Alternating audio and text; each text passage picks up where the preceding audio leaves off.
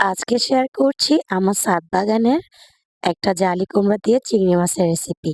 আসসালামু আলাইকুম এভরিওয়ান, রান্নার ক্যানভাসে নতুন আরো একটা রেসিপিতে সবাইকে ওয়েলকাম করছি।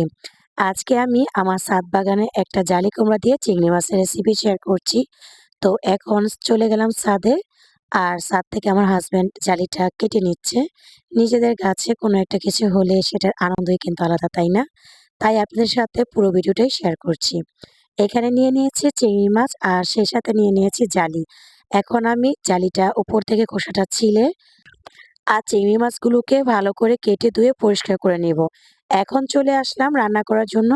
প্রথমে চুলায় একটা কড়াই বসিয়ে দিয়েছি। যখন কড়াইটা একটু গরম হয়েছে, এই পর্যায়ে দিয়ে দিয়েছি সরিষার তেল। আমি যেহেতু সরিষার তেল খাই, এজন্য সরিষার তেল দিয়েছি। তো এখন আমি চিংড়ি মাছগুলোকে ভালো করে কেটে ধুয়ে নিয়েছি। আর এখানে দিয়ে দিয়েছি হলুদ আর লবণ মাখিয়ে মাছগুলোকে গরম তেলে একটু ফ্রাই করে নিচ্ছি। মাছগুলো যখন একটা পিঠ হয়ে যাবে, তখন অন্য পিঠ আবার উল্টিয়ে মাছগুলোকে ভালো করে ভেজে নিতে হবে। মাছগুলো যদি ভালো করে ভেজে না নেন, তাহলে কিন্তু তরকারিটা খেতে ভালো লাগবে না। এই তো দেখেন আমি উল্টিয়ে পাল্টিয়ে দিচ্ছি। আর ২ মিনিটের মতো এই মাছগুলোকে ভেজে নিচ্ছি। এখন আমি মাছগুলোকে কড়াই থেকে তুলে নিব। সেই একই কড়াইতে আবার আমি এখানে জালিগুলোকে ভেজে নিব। আমি জালিগুলোকে মাঝখান দিয়ে কেটে ছোট টুকরা করে নিয়েছি, আর এগুলোকে গরম পানি দিয়ে হালকা একটা ভাপ দিয়ে দিয়েছি। তবে কেউ চাইলে জালিটা ভাপ দিয়ে নাও রান্না করতে পারেন। আমাদের এলাকায় জালিটাকে ভাপ দিয়ে আমরা রান্না করি। তো জালিটা ভাপ দেওয়ার পরে চালনির সাহায্যে ছেঁকে নিয়ে এখানে আমি একটু হলুদ আর লবণ মাখিয়ে সরিষার তেলে ভালোভাবে জালিগুলোকে ভেজে নিতে হবে। জালিগুলো যখন একটা সাইড হয়ে যাবে, অপর সাইড উল্টিয়ে ভালোভাবে জালিগুলোকে ভেজে নিতে হবে। এই তো দেখেন আমি উল্টিয়ে নিচ্ছি, আর এই পর্যায়ে ২ টা সাইড কিন্তু ভালোভাবে ভাজা হয়ে গিয়েছে। এখন আমি জালিগুলোকে তুলে নিচ্ছি।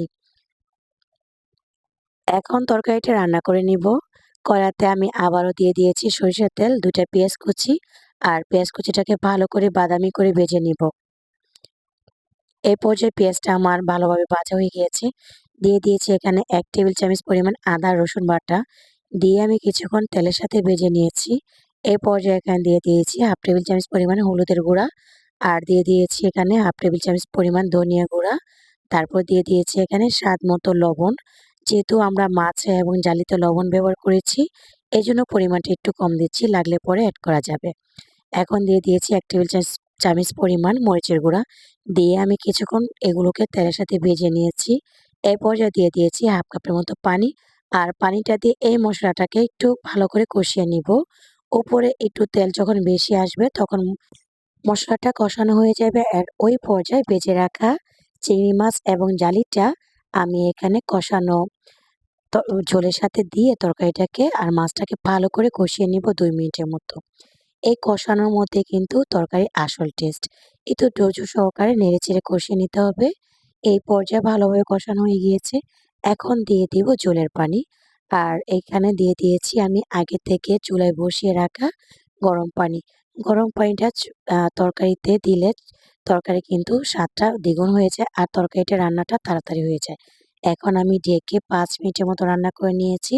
ঝোলটা যখন এই পর্যায়ে টেনে এসেছে, আমি একটু চেক করে দেখলাম জালিগুলো কিন্তু সিদ্ধ হয়ে গিয়েছে, আর সেই সাথে লবণটাও চেক করে নিয়েছি। আর এখন দিয়ে দিয়েছি ফ্লেভারের জন্য ধনেপাতা কুচি। চাইলে এখানে এটা স্কিপ করে জালি তরকারিতে জিরা দিতে পারেন, ভাজা জিরার গুঁড়া। এইভাবে করে তরকারিটা আমি নামিয়ে নিয়েছি। তো দেখলেন তো কিভাবে আমি চিংড়ি মাছ দিয়ে ঝটপট আমার ছাদের বাগানের জালি আমি রান্না করে নিয়েছি। আশা করছি আজকের রেসিপিটা আপনাদের কাছে ভালো লেগেছে। রেসিপি ভালো লাগলে ভিডিওতে লাইক দিয়ে চ্যানেলটি সাবস্ক্রাইব করার অনুরোধ জানাচ্ছি। আজ তবে এখানে বিদায় নিয়ে নিচ্ছি। ভালো থাকবেন সবাই, সুস্থ থাকবেন। আল্লাহ হাফেজ। আসসালামু আলাইকুম।